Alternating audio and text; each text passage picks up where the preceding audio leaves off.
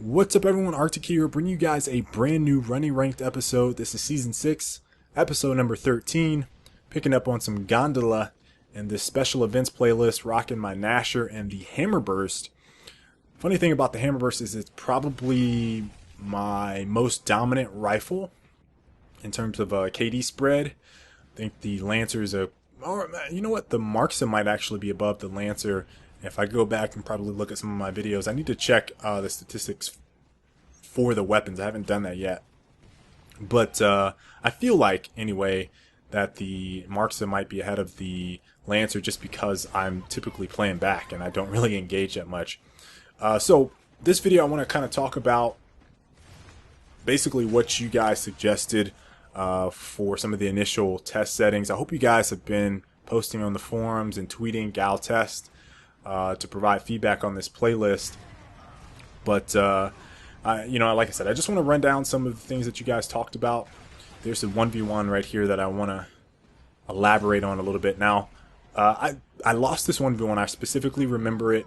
Didn't know what gameplay this was, but now that I've seen this, I remember this 1v1.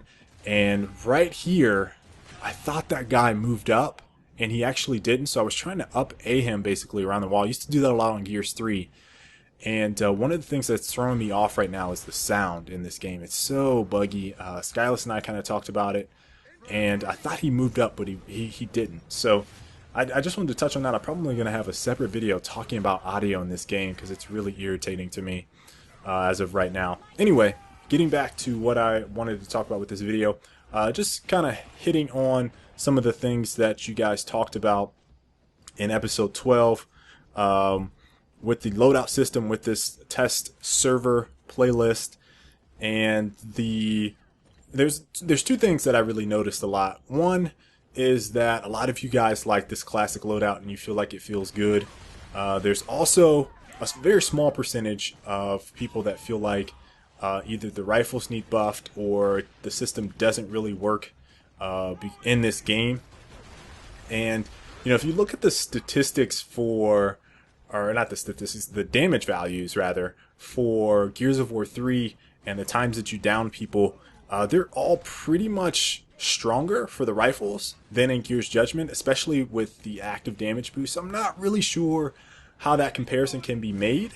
If people saying it doesn't feel right or the rifles need nerfed or whatever, it's like if you were playing in Gears 3, you had active damage boost, you had a headshot modifier on top of that, and stopping power. So with this, I've played maybe 60. I think I'll throw that number out there. Probably 60 matches so far, and I have not run into an issue where some people have said that it's slow. I haven't run into that.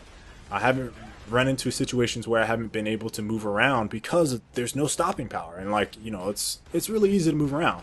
And I've gone quote unquote Mr. Nasty on this game, and I still haven't, or on this playlist, and I still haven't run into an issue where rifles have slowed me down to the point where I can't get in someone's face. That just does not happen on this game. So I just don't understand the rifle buff thing, and people talked about rifles being overpowered in Gears of War 3, and then I did Mr. Nasty on every single map. Then I posted more gameplays on the Amazing MLG channel. And again, I just don't feel like if your movement is solid, you should be able to move around in this game without a problem whatsoever. And that's just my personal opinion on it. And I know some people may disagree with that if you're playing against a full party. I haven't. One of those things where, how I always, that discrepancy, player discrepancy, I don't have that issue. So that's one thing I kind of saw, some people talking about that back and forth. And with the classic loadouts, a lot of people have said that they don't feel like it would work in free-for-all, and I really agree with that, and that leads me to believe that the loadout system was put in place because of free-for-all. Because in my opinion, I don't feel like as a player for that game type it would make sense to have both loadouts. Like if you want to run a certain way and run a free-for-all, you probably, if you want to use two loadouts, you're going to have to kill someone and take their weapon and then use it. So maybe free-for-all is to blame for why the loadout system was put in place. I kind of speculated on why Epic even did that, because otherwise, this feels like a normal Gears game.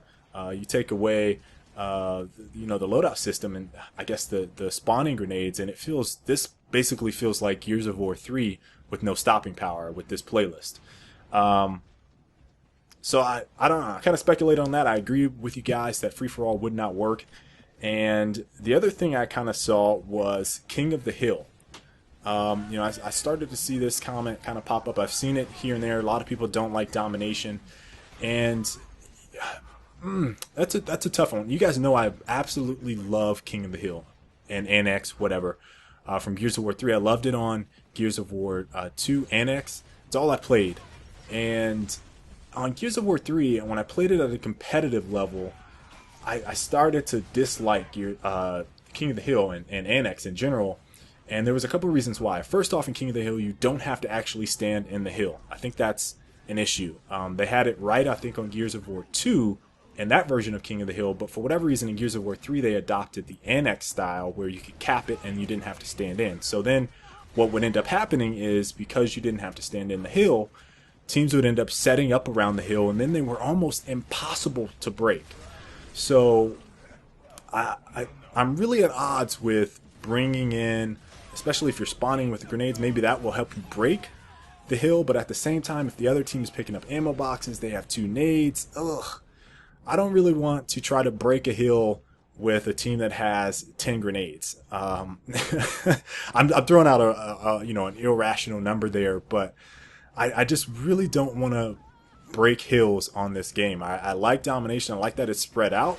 And that was my biggest gripe with, you know, a lot of people want that action that you got where there's one focal point, but man, it made for some really campy hills. And anybody that played ranked King of the Hill against parties of 5, you guys know what I'm talking about, when a team would set up on a hill and you could not break the hill. They would get all 60 points. It's just, you couldn't do anything. So those are the things I kind of saw. I'm going to have some more test feedback for you guys coming up. Hope you guys enjoyed it, and I'll catch you later. Peace. If you guys enjoyed this, make sure to like the video and subscribe for future installments in the Running Ranked series.